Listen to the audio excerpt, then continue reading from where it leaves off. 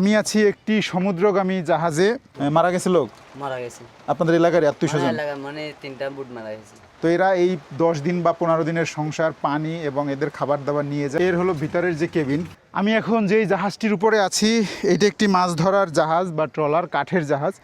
এই জাহাজগুলো গভীর সমুদ্রে যায় মাছ ধরার জন্য এবং এদের ফিশিং পরিচালনা করার জন্য। আজকে আপনাদেরকে দেখাবো যে দেখুন ট্রলারটি আসলে বাহির ক্যামেরায় কতটুকু বোঝা যাচ্ছে। বিশাল দেহি এক জাহাজ এবং কাঠের জাহাজ। এই জাহাজগুলো গভীর সমুদ্রে মাছ ধরতে যায়। এরা বিভিন্ন ধরনের আইটেম, যে কাঁচি আছে এবং এখানকার এই যে ড্রামগুলো নিয়ে যায়, এটা বিভিন্ন আইটেমের মাছ এই ড্রামে রাখার জন্য নিয়ে যায়। কি এই যে জাহাজ পরিচালনা করেন ভাইয়ের সাথে আমরা একটু কথা বলবো যে এদের লাইফ স্টাইলটা কীরকম। এরা সমুদ্রে যায়, এই যে উত্তাল সমুদ্রে এরা মাছ ধরতে যায়, এদের জীবনটা কতটা ঝুঁকিপূর্ণ এবং মাছ ধরতে গিয়ে এই সমুদ্রে অনেক সময় অনেক বড় ধরনের বিপদের সম্মুখীন হয়। এই যে আপনার পিছনে দেখতে পাচ্ছেন, এটা বিশাল উঁচু একটা জাহাজ, মানে সবচেয়ে প্রিমিয়াম সাইজ এবং সবচেয়ে বড় সাইজ। এরকম একটি জাহাজে অলমোস্ট 25 থেকে 30 জন লোক ফিশিং করতে যায় সমুদ্রে। দেখুন এই হলো সমুদ্রগামী যে ট্রলারটি আপনাদেরকে এতক্ষণ দেখালাম, এর হলো ভিতরের যে কেবিন। সমুদ্রে গভীরে মাছ ধরতে যায় এবং এটাই হলো তাদের যে থাকার কেবিন বা চেম্বার। এরকম একটি জায়গায় প্রায় 7 থেকে 8 জন লোক থাকে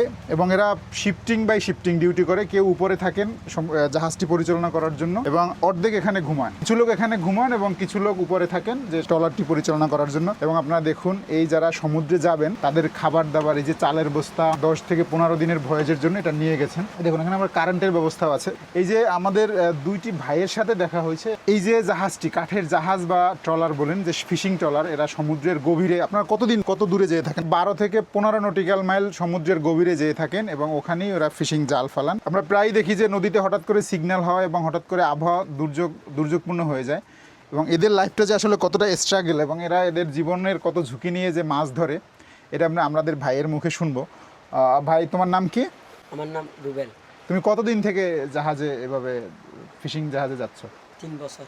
3 বছর, তার মানে এর বয়স এখন হবে হাইয়েস্ট কত? 20 বছর হয় না? 20 বছরও হয় নাই, কত বছর? মাত্র 18 বছর। সে 3 বছর আগে থেকেই সমুদ্রগামী জাহাজে যাওয়ার অভ্যস্ততা।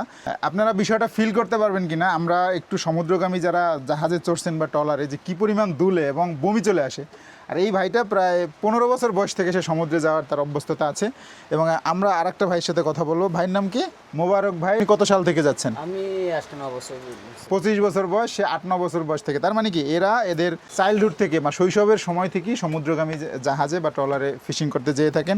আচ্ছা, আপনাদের যখন ঝড়টর হয় বা কোনো সমস্যা হয় তখন আসলে তো বিজি হাম করেছি। যখন বড় বড় ঢেউ আসে, আবহাওয়া খারাপ, যেমন আজকে বৃষ্টি হচ্ছে, আমরা বাইরে থাকতে পারতেছি না, সময় তো জাহাজে খুব উত্তাল থাকে সমুদ্র। এমনি কি কখনো কোনো বিপদে পড়ছেন? না, আল্লাহ এখন পর্যন্ত হয় না। আপনাদের আশেপাশে ট্রলার ডুবে গেছে বা এরকম কিছু হয়েছে কখনো? দেখছি। মারা গেছে লোক? মারা গেছে আপনাদের এলাকার আত্মীয়স্বজন? এলাকা মানে 3টা বুট মারা গেছে।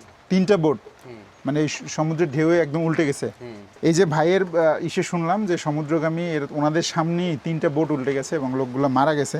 তা আপনারা চিন্তা করেন কতটা ঝুঁকি নিয়ে, যে 12 থেকে 15 নটিক্যাল মাইল কিন্তু মাইলের কিলোমিটার হিসেবে অনেক দূর। এরা এই 10 দিন বা 15 দিনের সংসার, পানি এবং এদের খাবার দাবার নিয়ে যায় ওখানে ফিশিং জাহাজে ফিশিং করার জন্য। আমি একটু যদি ঘুরে দেখাই। আপনারা কয়জন যান আসলে? 25 জন। এই জাহাজটায় 25 জন যাবেন? মানে আপনারা ভাবুন এই জাহাজটায় 25 জন লোক যাবে সমুদ্রে মাছ ধরার জন্য। তোমাদের পেমেন্ট দেয় মানে বেতনটা কিরকম আসলে? বেতন মানে বাগি মানে 1 লাখ। হ্যাঁ, 1 লাখ। 1 লাখ? কয়দিনে 1 লাখ? 1 বছর।